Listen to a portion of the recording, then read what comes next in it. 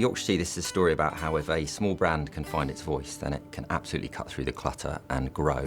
And there's also a smaller story within it, which is really interesting, about the relationship between fandom, people who are really passionate about a brand, and broadcast media. I think this paper tells us that if you get social and TV right, and you get them working together in a powerful way, both strategically and executionally, that partnership can be incredibly powerful. So Yorkshire Tea are a family-owned business. They've been going since 1886. They're owned by Taylors of Harrogate. What strikes you when you go up to see Yorkshire Tea is just their absolute commitment and passion to the quality of their product. They're almost like a sort of maitre d' of tea quality. They're sort of quietly, unobtrusively working to deliver a fantastic cuppa. So in 2010, Taylors of Harrogate gave us the target of making Yorkshire Tea the #2 tea brand. And in order to do that, we'd have to introduce Yorkshire Tea to a new audience, but without breaking faith with the traditional heartland. In order to achieve that growth, they would have to steal share from Tetley and PG Tips customers and get people to change their existing tea habits. Well, getting people to switch tea is probably more difficult than getting them to switch political party, because the category is about contentment, it's about the joys of habit. So we had this big challenge, but we saw that in order to achieve it, there were 3 big barriers: taste, tradition, and tension.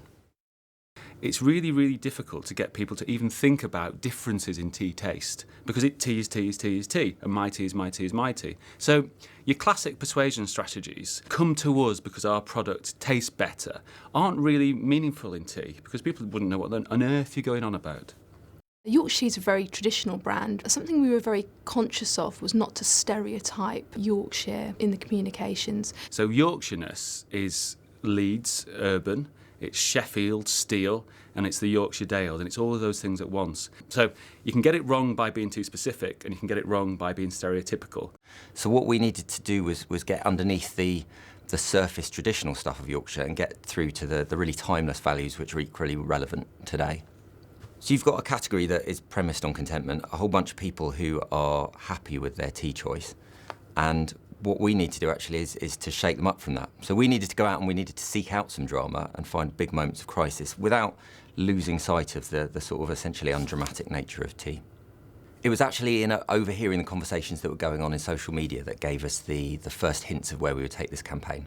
Because what we heard in the midst of people who were really big fans of Yorkshire Tea is we heard some people who were having a really terrible time. And these were essentially British people, fans of Yorkshire Tea, who'd gone abroad and couldn't for life nor money get themselves a really good cup of tea. And we saw in this crisis the potential for Yorkshire Tea to stage a dramatic rescue.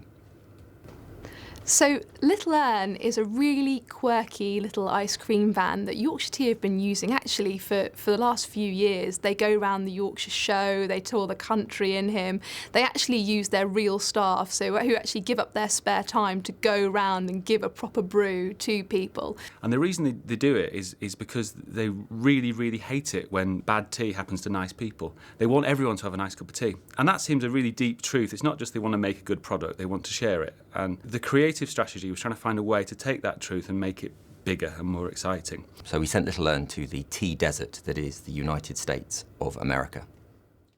This is Little Urn. He's been on the road in America, rescuing Brits from terrible tea. Sending Little Urn to America at one level is just sending to a place where the biggest tea crisis is going on. But it actually has a really amazing capacity to unlock all sorts of different bits of meaning for the brand. What we discovered is to take the same brand with the same values and put it somewhere else, put it somewhere other. And in contrast, you can say something much more powerful, much deeper, more meaningful. You know, having the people of Yorkshire Tea in Nevada shows their Yorkshireness without having to overstate it. You know, it's both implicit and very, very explicit. When social first erupted onto the marketing landscape, we thought it could do everything because it was so exciting and new, and it was one-to-one communications and the power of recommendation and all that good stuff. But I think what the evidence has shown over the last few years is it doesn't get new people into a brand. You don't want to be friends with somebody you don't know. So traditional, if you like, broadcast media, that which announces you and portrays your personality on a big stage, is the way to greet people. It's your calling card. And social works really, really well to then deepen something that's been established elsewhere. So we wanted to take the passion of these people in social media who've been abandoned to a terrible situation by circumstance, and we wanted to tell that story in a broadcast advertising channel and take it to a wider bunch of people. So the loyal users in the first instance told us where to go. The TV ad then just took the story on about this adventure as it happened, but it then invited new people to join the social media journey and then to fuel it and send them off in new directions. So it was one fueled the other. We were very keen for this not to be an advertising conceit, and we wanted to use real Yorkshire Tea staff to be true to what they do in their own time in the UK. So we actually held auditions within Yorkshire Tea to find our 8 stars of our advertising and mini films, and it was actually took the form of a real life road trip. Oh, I can see them coming now. There's Cousin Chris. Nice to see you. Have you had a good time? Yes. So how's he doing? All right, does he still look the same? Yeah. Little Ern went out with a documentary making team actually, and it was out for 2 months. And we planned it with a sort of one eye on a pre-production process for the actual ads, because it was very important to get those right and tell a specific story for the adverts. But we punctuated the journey with lots of different stop-off points so that we could go and visit the Brits abroad that contacted us on Facebook for a proper brew. So that meant we got lots of really lovely human interest stories all along our way. Proper cup of tea.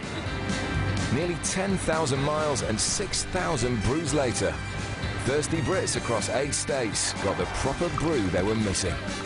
Thank you so much. And as we were researching the journey, we found that Nevada has some of the hardest water in the world, which is fantastic because Yorkshire Tea obviously produced their hard water blend. And there was this moment of tension. Would Nevada have hard enough water to be a proper counterfoil for this tea? And thankfully it did. But with our special blend, every brew tastes as good as it should. Who wants a proper brew? This is like the best cup of tea I've had in years. Oh, yummy. We went to Florida because there were 500,000 Brits there, and again, a really different filmic backdrop to Nevada. What we wanted to do was get a variety of landscapes to really capture an epic sense of a journey. You know, we did this in real time, we did it in 12 weeks, and we really wanted to kind of give a sense that we'd covered a lot of ground and seen a lot of people and seen a lot of places and given out a lot of tea. It's the best cup of tea I've had for a long Because I often think people taste it their own.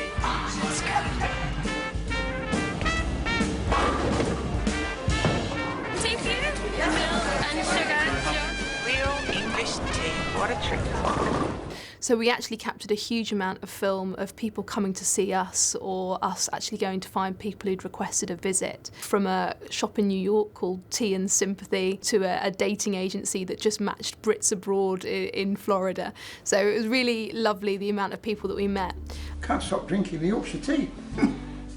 So they launched the ads to the whole company, and it was met by a huge round of applause from everybody. It was a real feel-good moment, and not only has it done really well for them in terms of effectiveness, it's just been a lovely thing to kind of bring the company together in a real campaign that everyone could get behind and understand.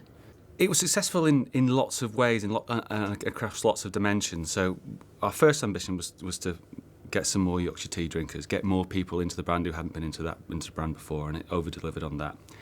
To make some money, the idea should return on the money spent, and it did dramatically.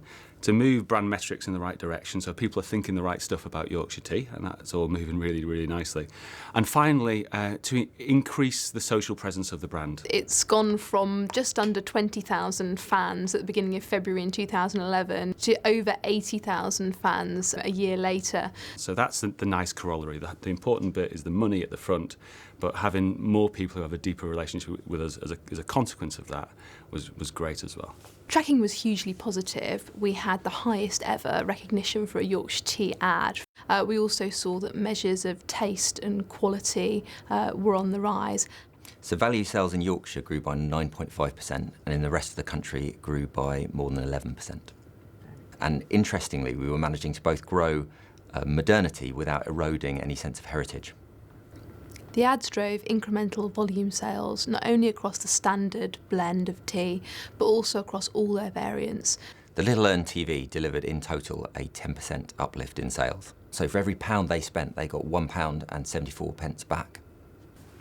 Thinkbox tells us that the average campaign delivers 45% of its value after year one. And in these results, we're only looking at year one for Little Ern. So we're really confident that the full value of the campaign will be much, much bigger. So by taking on such a big target, you make yourself look like a very big brand. And in a marketplace where there's so much communication and it's all roughly about the same thing, 'cause there's only so much you can say about tea, it makes them stand out as a big player, and that's given them, I think, real momentum. So I think it's a great paper from the point of view that says you don't always have to use TV to start as the broadcast medium to tell people to go somewhere. You can work it the other way around, as whereas when there's some great exciting things going on around your brand, you can bring it to TV to invite people to join in.